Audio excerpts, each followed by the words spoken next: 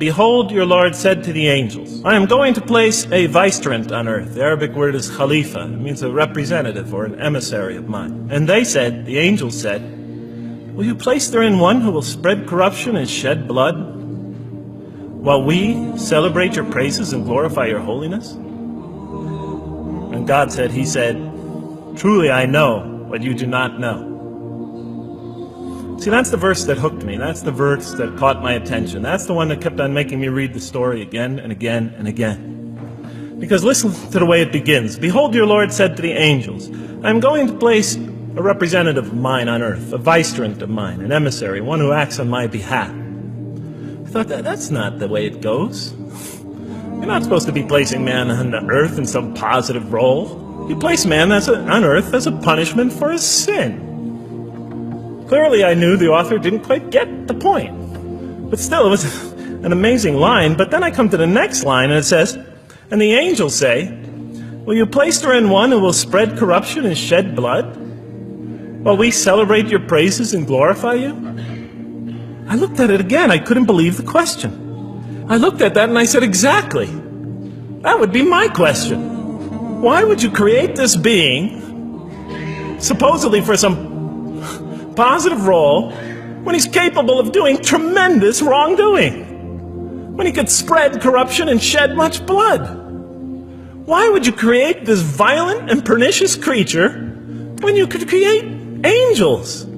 As the angels clearly say, well, we, the angels, celebrate your praises and glorify you.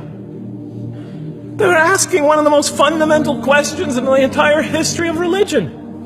Why create you, man, this utterly fallible creature, this creature who could rebel against God's will, who could do such tremendous wrongdoing, who could wreak havoc like no other creature on earth, when you can make them angels? That whole question, everything that I ever thought, everything that I ever experienced, everything that I ever knew was in that question.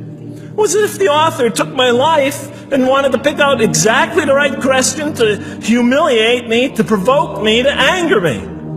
Why create man, this most destructive and violent creature, when you can make them angels? And then look at the answer. And he said, God said, truly I know what you do not know. You know, in modern parlance, we would say, I know exactly what I'm doing. I read that and said, what?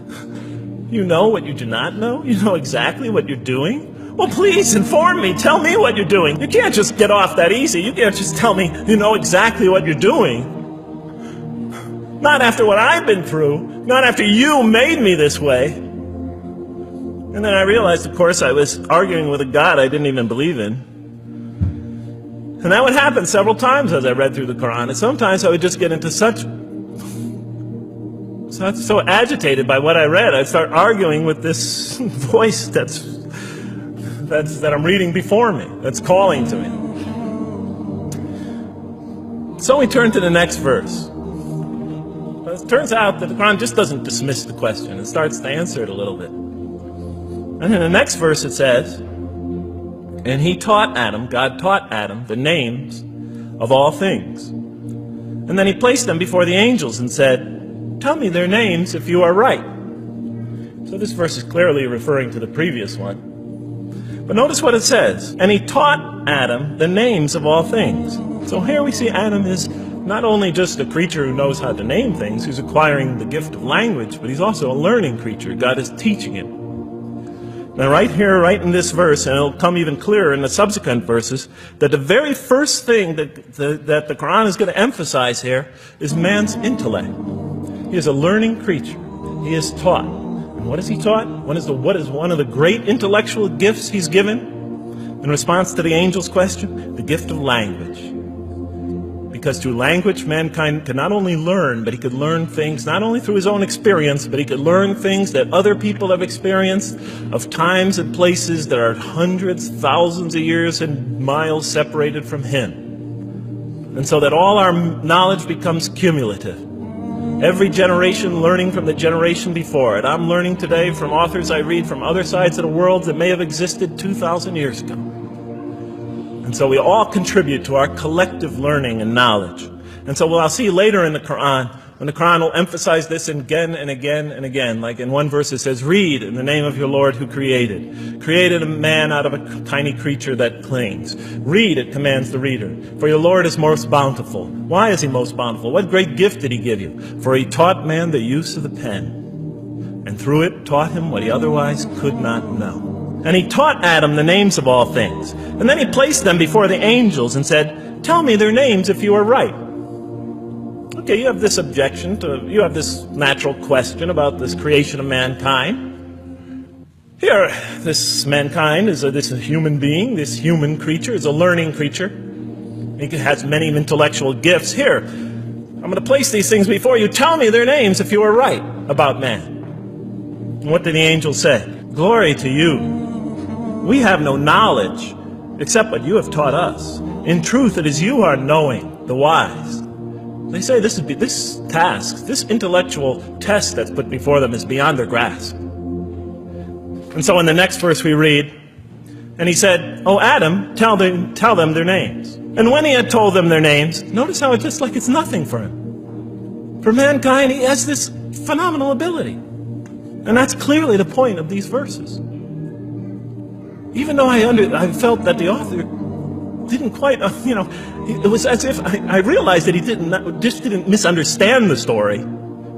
He was taking one of the great stories in the history of humankind, one of the fundamental greatest stories in the history of mankind, and molding it and using it as a vehicle for an entirely original message. And God said, did I not tell you that I know what is unseen in the heavens and the earth? And I know what you reveal and what you conceal? In other words, didn't I tell you I know exactly what I'm doing? I looked at that. What question what did they reveal and what did they conceal? Why are you all looking at me like that? You're starting to scare me. You're all looking very serious. Am I losing you? Wow. Okay. So, they revealed the sinister and evil propensities of man. But what did their question conceal? And all you have to do is think about it for a minute. Human beings, yes, they could do evil. Yes, they could do wrong. Yes, they could create misery. But they could also do exactly the opposite. They could choose to do evil. They could choose to do tremendous good. They could choose to do tremendous violence. They could choose to show tremendous compassion. They could choose to live by falsehood. They could choose to live by the greatest truths. So we go on to the next verse. And behold, we said to the angels, bow down to Adam. And they bowed down. But not so Iblis. Iblis is like the father of Satan. He refused and was arrogant. He was of those who reject faith. An interesting statement. And notice why Iblis does not bow down. He refuses because he was arrogant. We often hear what's the root of all evil? In the West, it's always money, greed, etc. Here the Quran says that, seems to be saying that the root of all evil is not always material wants. It's not always money. It's not always greed. At the heart of evil is arrogance. Putting yourself above all others.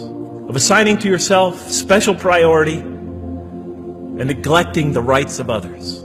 O Adam, dwell you and your spouse in the garden and eat freely thereof what you wish. But come not near this tree, for you will be among the wrongdoers. Then they make the mistake. But Satan caused them to slip and expelled them from the state in which they were. And we said, go all you down, some of you being enemies of others, will be adversaries of others. Some of you will be adversaries of each other, and on earth will be your dwelling place and provision for a time. Let's go back from where we started. First, mankind is being taught. We see he's an intellectual being. Then we show he's a moral being. Moral being means he's a being that's going to have to make choices. And then God gives him this choice. It's not a huge deal. It's not the gravest sin in the history of humanity by any means. It's minor by any standards. They make it, though. We see that God originally intended to put man on earth as his vicegerent. When does God finally put him on earth? What signals that he's ready to begin? He makes his first independent choice. It's not the worst deed in the history of humanity. It's minor on anybody's scale. But it shows that mankind is ready to act on his own.